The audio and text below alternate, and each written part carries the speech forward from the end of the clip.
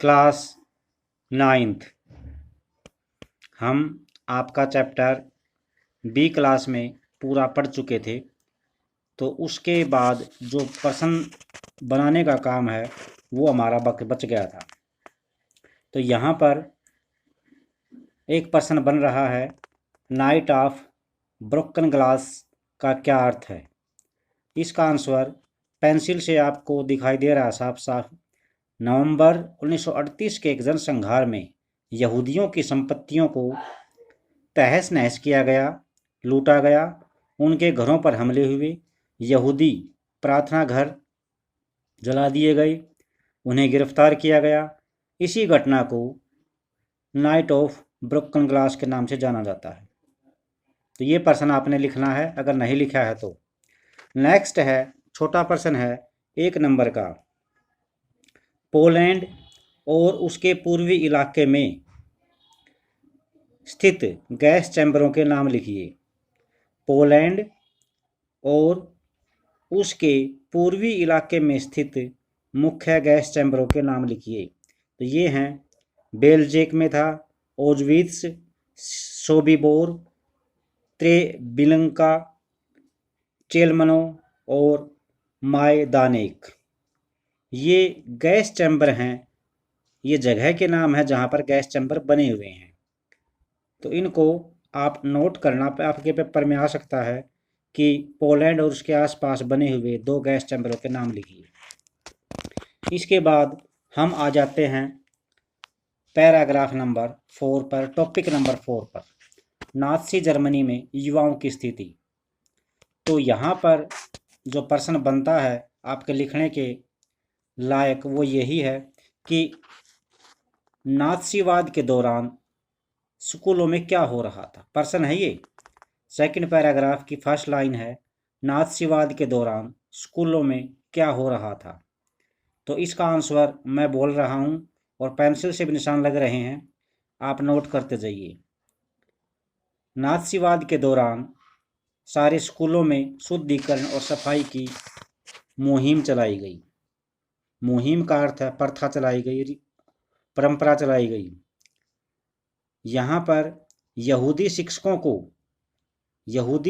को पहले नौकरी से हटा दिया गया, बाद में उन्हें मौत के घाट उतार दिया गया। बच्चों को अलग अलग बिठाया जाने लगा। जर्मन और यहूदी बच्चे एक साथ नहीं बैठते थे और न ही खेलते थे। बाद में यहूदियों, जिप्सियों के बच्चों को और विकलांग बच्चों को स्कूल से निकाल दिया गया और उन्हें 40 के दशक में गैस चैम्बरों में झोंक दिया गया।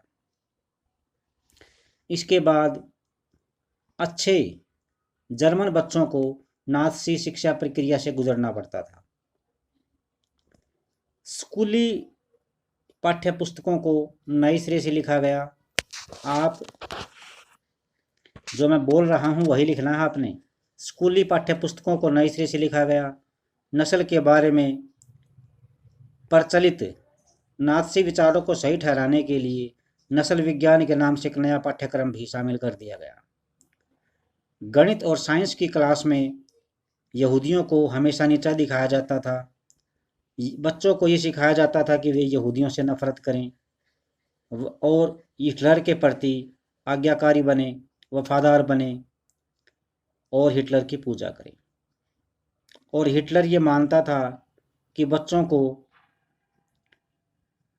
मुक्केबाजी का प्रशिक्षण फौलादी बना देता है, ताकतवर और मर्दाना बनाता है।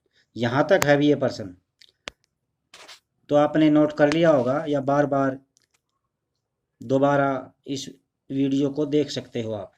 नेक्स्ट जो क्वेश्चन है, नाज़ी जर्मनी में युवाओं की क्या स्थिति थी। नाज़ी जर्मनी में युवाओं की क्या स्थिति थी, यहाँ पर इसका जो आंसर है वो यहाँ से बन रहा है। युवा संगठनों की जो जिम्मेवारी थी वो क्या थी भी, युवा संगठनों को जर्मन बच्चों और युवाओं को राष्ट्रीय समाजवाद की भावनाओं से लैस करने का उत्तरदायित्व सौंपा गया। लैस का मतलब यहाँ पर है भरपूर, कंप्लीट, पूर्ण। दोबारा इस लाइन को पढ़ते हैं। युवा संगठनों की युवा संगठनों को जर्मन बच्चों और युवाओं को राष्ट्रीय समाजवाद की भावनाओं से भरपूर करने का जिम्मेवारी सौंपी गई। 10 वर्ष की आयु के बच्चों को युंग फोक में दाखिल कर दिया जाता था। नात्सी के युवा संगठन हिटलर यूथ का सदस्य हर 14 वर्ष की आयु के बच्चे को बनना पड़ता था। इस संगठन में उन्हें यहूदियों, कम्युनिस्टों, जिप्सियों और अवांछितों से नफरत का पाठ पढ़ाया जाता था। यहाँ उन्हें आक्रामकता, हिंसा, लोकतंत्र की निंदा और युद्ध की उपासना में शिक्षा दी जाती थी। इसके बाद 18 साल की उम्र में वे लेबर सर्विस अर्थात श्रम सेवा में भर्ती हो जाते थे। इसके बाद उन्हें सेना में काम करना पड़ता था और किसी न किसी नात्सी संगठन की सदस्यता लेनी पड़ती थी। लास्ट में